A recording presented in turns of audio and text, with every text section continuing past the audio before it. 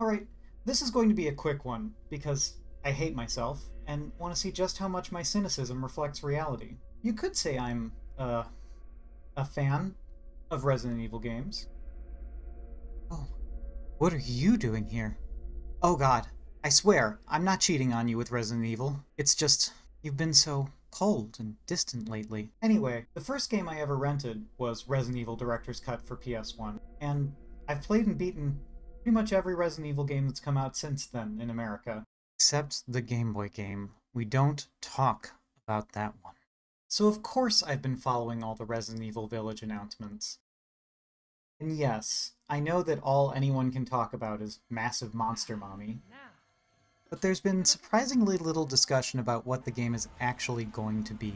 Now, this is probably because us Resident Evil fans have some pretty educated guesses about what's going on based on what we've seen. There's very, familiar elements that are shown off in the trailers. We've seen a European currency, a merchant who accepts said currency, big stocky monsters, at least one El Gigante, some smaller, shambly monsters, and, of course, everyone's favorite returning asset, the bolt cutters. That's right, Resident Evil traffics in the familiar, and reuses assets like they're a zero-budget YouTuber instead of a multi-billion-dollar franchise.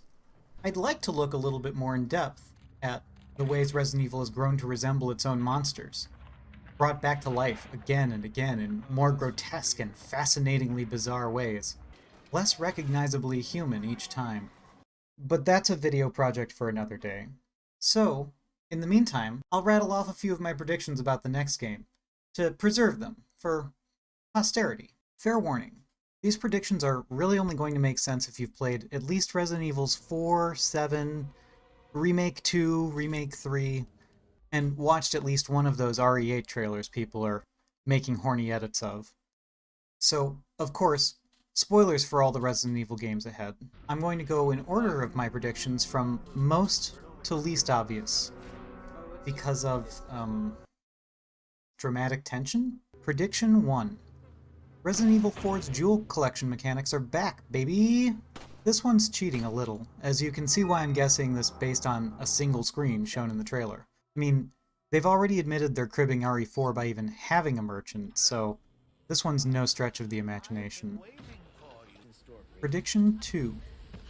We're getting some nonsense vampire house versus werewolf house rivalries.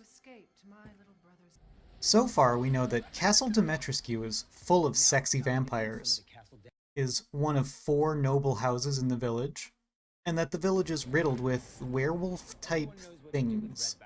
The last game ripped off Texas Chainsaw Massacre, so why not rip off Underworld this time around?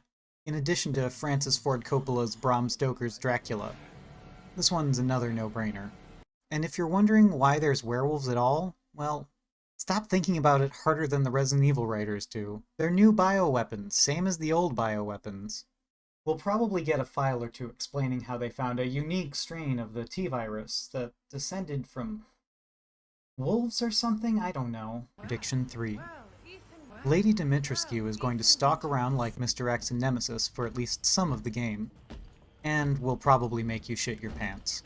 Look, the developers of RE2 Make and RE3 Make spent a lot of time figuring out how to make tyrant-type enemies scare the shit out of people, and they're not just going to leave that tech on the table. And if they had any doubts about the fanbase's reaction to having a lady stalker, I think the reaction has persuaded them they made the right choice. Prediction 4. We'll get to play as Chris at some point. I'm not sure whether the main game will feature this, or if we'll have to wait a year for this to show up as DLC like last time. But Capcom's got a spinning wheel of which classic character fans get to play as, and Chris clearly popped up yet again. The wheel only has like 4 choices on it anyway, so this one was a pretty safe bet even before they showed him doing violence against women in the trailer. Prediction 5.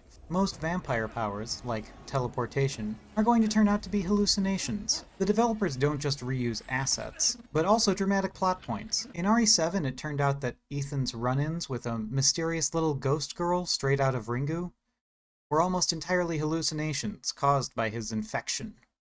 Turns out Evelyn transformed into an old psychic crone because she's not A person with agency? No, she's a new bioweapon.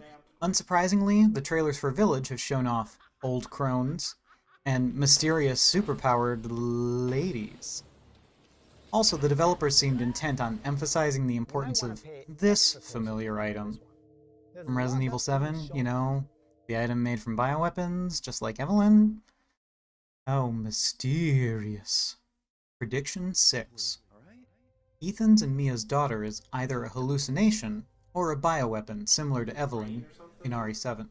To be honest, I'm kinda hoping this game makes the bad ending of RE7 canon, and we find out that Ethan had to kill Mia and has been living in a sad delusional state ever since then.